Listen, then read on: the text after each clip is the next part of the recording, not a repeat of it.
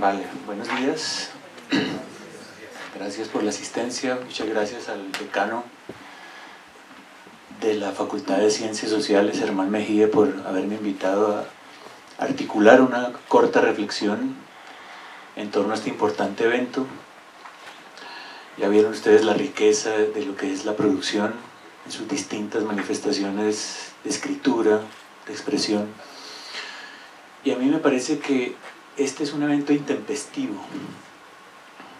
Intempestivo significa que va a contracorriente, que no está ajustado como a lo que es la corriente principal de lo que está ocurriendo. Y por eso es un evento importante.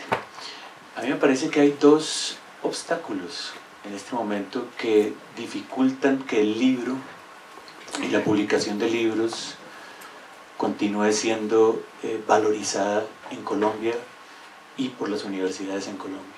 Me gustaría hablarles corto de estos dos obstáculos. El primero son las políticas de ciencia y tecnología que se han adoptado en Colombia durante los últimos años. Y el segundo obstáculo es lo que yo llamaría la hegemonía del paper. El paper como unidad investigativa que se ha venido imponiendo también en vastos sectores de la academia colombiana. Entonces voy a articular una reflexión corta sobre estos dos aspectos y tratar de relacionarlos entre sí. Desde mediados de los años 90, en toda la región de América Latina, se impusieron políticas de talante neoliberal que pusieron muy alto en la agenda política dos temas importantes. El primero es la internacionalización de la ciencia. Es decir, se pensaba que la producción científica colombiana debía estar a la altura de lo que son los estándares de la ciencia internacional. Y la segunda política que fue importante en la agenda nacional fue la garantía de la calidad de la educación superior, es decir, la constitución de lo que se llamó universidades de investigación. Estas dos estrategias estaban juntas. Para desarrollarlas se implementó el Sistema Nacional de Ciencia y Tecnología y se designó a Colciencias como el agente, digamos, de implementación de este Sistema Nacional de Ciencia y Tecnología. ¿Cómo opera este sistema?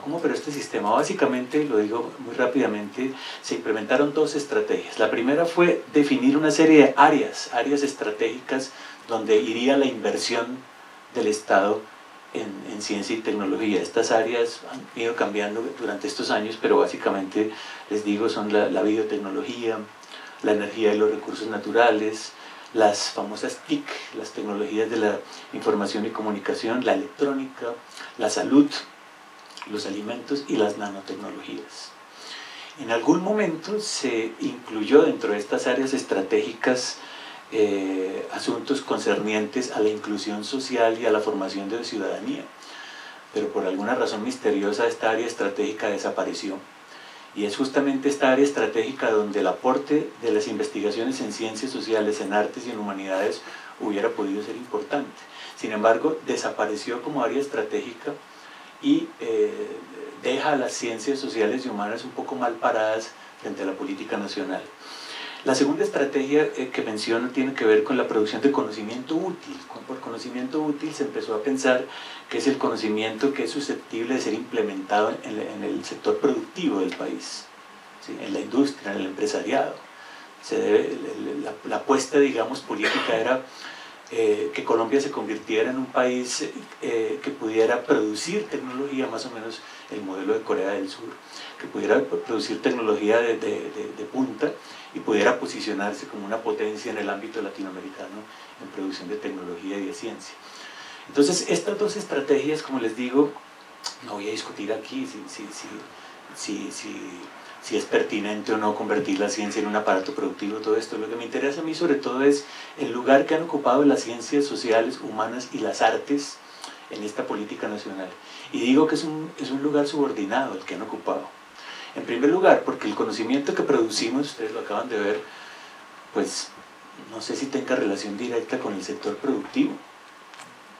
No sé si este conocimiento que se produce acá le puede interesar a una empresa para hacer plata. Y en segundo lugar, como les digo, se eliminó de las áreas de los sectores estratégicos algo que es muy importante para nosotros. ¿Cómo es posible que en un país que está en un tránsito a la democracia, que está finalizando una guerra de 50 años, no sea un sector estratégico la formación en ciudadanía, no sea un sector estratégico la creación de tejidos comunitarios, que es ahí justamente donde estos libros y donde estos aportes pueden ser importantes para el país? Entonces digo que las humanidades, las artes y las ciencias sociales han quedado muy mal paradas pues, en la política de ciencia y tecnología que se ha venido imponiendo en las últimas décadas en el país. Sobre la base de estas políticas, el Estado colombiano, a través de Colciencias, ha implementado una herramienta de medición de la producción intelectual, que es la plataforma Cienti, que la mayoría de los que estamos acá pues conocemos cómo funciona esta plataforma. Esta plataforma fue diseñada para favorecer aquellos productos de investigación afines al sistema de ciencia y tecnología tal como lo acabo de describir. Es decir, los productos de investigación que reciben ahí más valor son aquellos susceptibles de recibir financiación por parte del Estado cuando vienen concursos, cuando vienen becas, cuando viene todo esto. Y si ustedes miran con cuidado cómo se valoran los productos de investigación en el país, se darán cuenta que el libro, esta riqueza inmensa que tenemos, es muy mal valorado en las políticas nacionales. Es decir, se valora más un artículo de revista, como decía el decano ahora, se valora más una patente que un libro de investigación. ¿Vale? Entonces yo creo que ahí tenemos un problema y mi pregunta sería, ¿por qué razón el libro ha recibido tan poca valoración? Y mi respuesta es la siguiente: me parece a mí que todo el sistema de ciencia y tecnología ha sido diseñado en base a la medición que toman como criterio los productos que son publicados en lo que llamamos los journals, ¿no? Las revistas académicas que tienen como modelo el journal de las universidades de los Estados Unidos. ¿Sí? Se utiliza como criterios las bases de datos, unas ciertas bases de datos específicas, Scopus, Cielo, etcétera, otras bases de datos que son en realidad carteles, en realidad hay que decirlo con claridad, que hacen negocios millonarios con las universidades de élite en Europa y los Estados Unidos, y esos son los criterios que se utilizan para medir la producción nacional. Es decir, es por eso que el libro no tiene valor ahí, porque se le da mucho valor más bien a los artículos cortos, y acabo llegando al segundo punto, al paper, como unidad de investigación susceptible de ser medido en base a unos criterios de bibliometría, de cientometría, que es como funciona aquí la plataforma Cienti de valoración de los productos. Entonces, paso al segundo punto, lo que yo llamo la hegemonía del paper. ¿Qué es el paper? El paper es ante todo un método, un modelo de presentación de resultados de investigación tomado básicamente de las ciencias naturales. Es decir, un grupo de investigación o un investigador ha hecho investigación en cierta área y de pronto en 10 páginas o en 8 páginas presenta sus resultados de investigación. Este es el modelo de las ciencias naturales. O sea, un artículo en la revista Nature, por ejemplo, de un biólogo o algo así, pues no es un libro como estos, sino es un artículo muy corto, una presentación muy corta. Bueno, este es básicamente el modelo que se ajusta precisamente a los criterios de medición que les acabo de mencionar. Esto, por desgracia, se ha naturalizado en un sector de las universidades colombianas a tal punto que la producción de los propios profesores es medida en buena parte sobre la base de cuántos papers usted produce. ¿Vale? ¿Esto qué favorece? Me parece que el paper es peligroso, la hegemonía del paper es peligrosa para la producción de libros por varias razones. En primer lugar, voy a mencionar 4 razones básicas. En primer lugar, porque el paper favorece un tipo de escritura muy específico.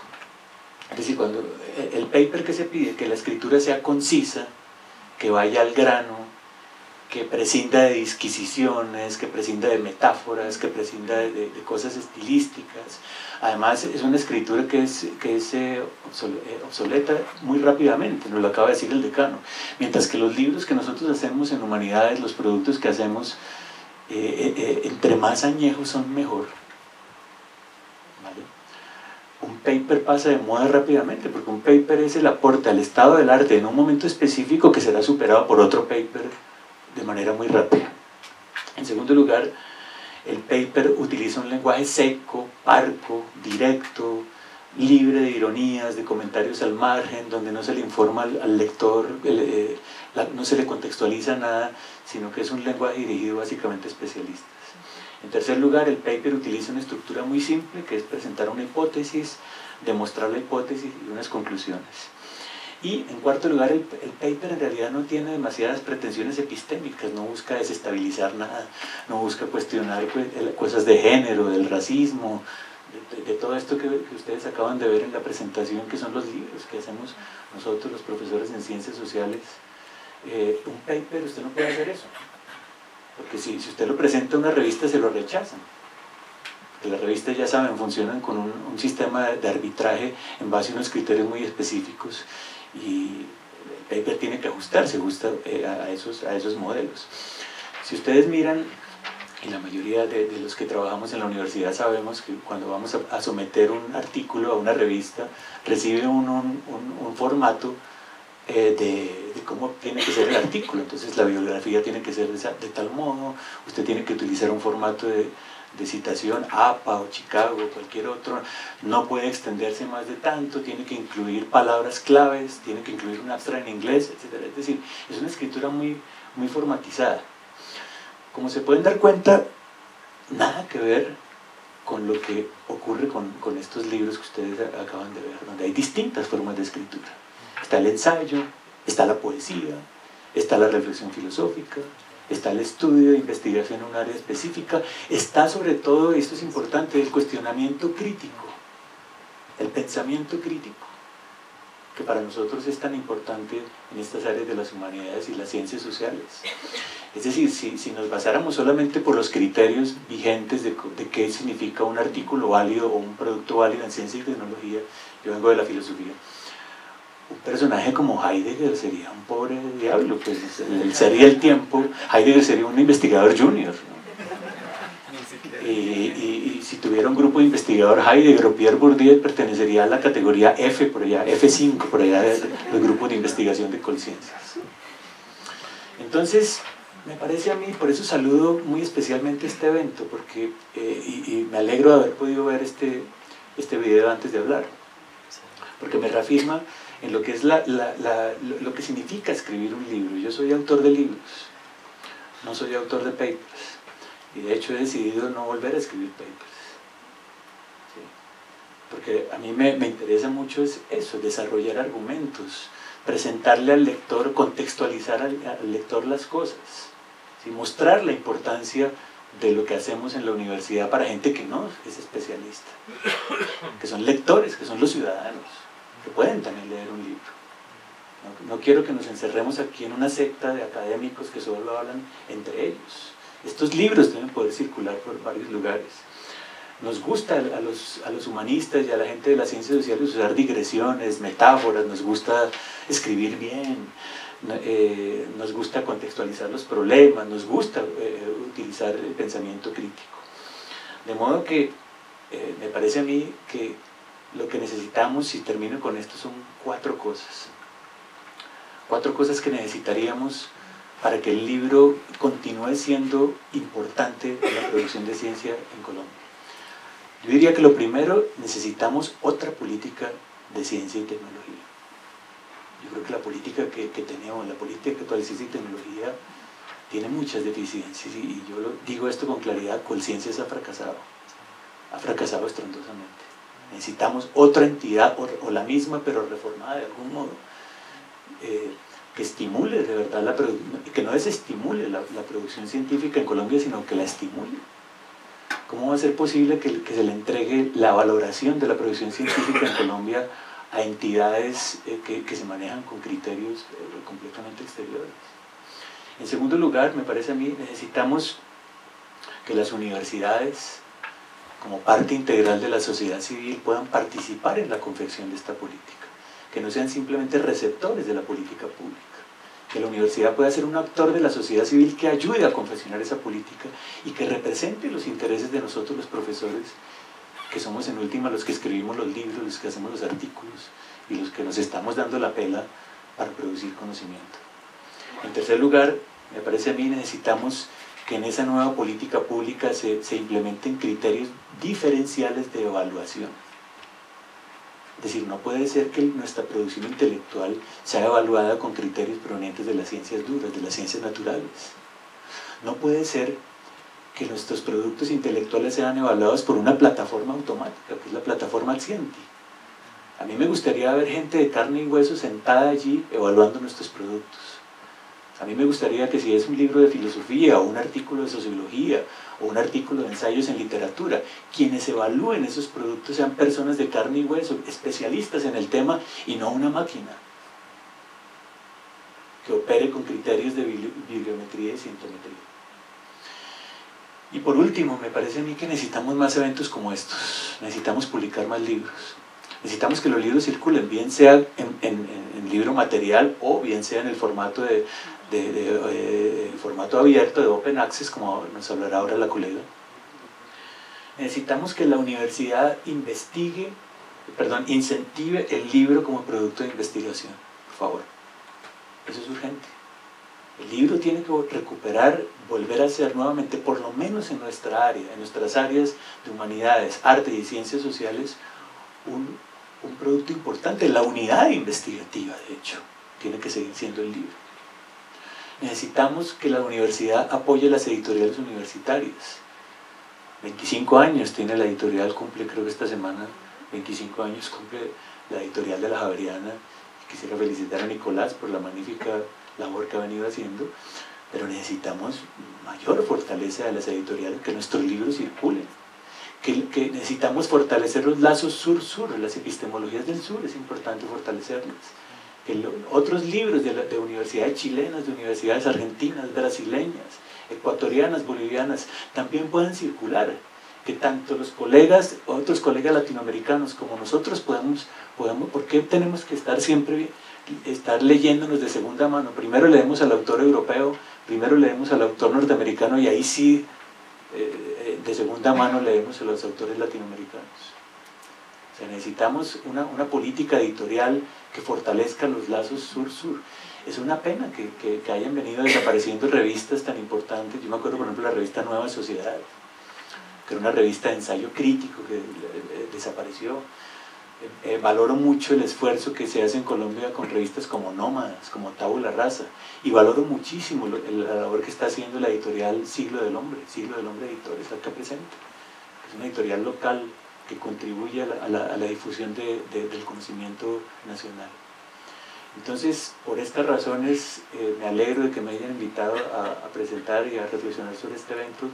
Felicito a nuestro decano Germán, porque él ha sido un baluarte importante en impulsar esta producción, y pues ojalá que podamos seguir disfrutando de eventos como este. Muchas gracias.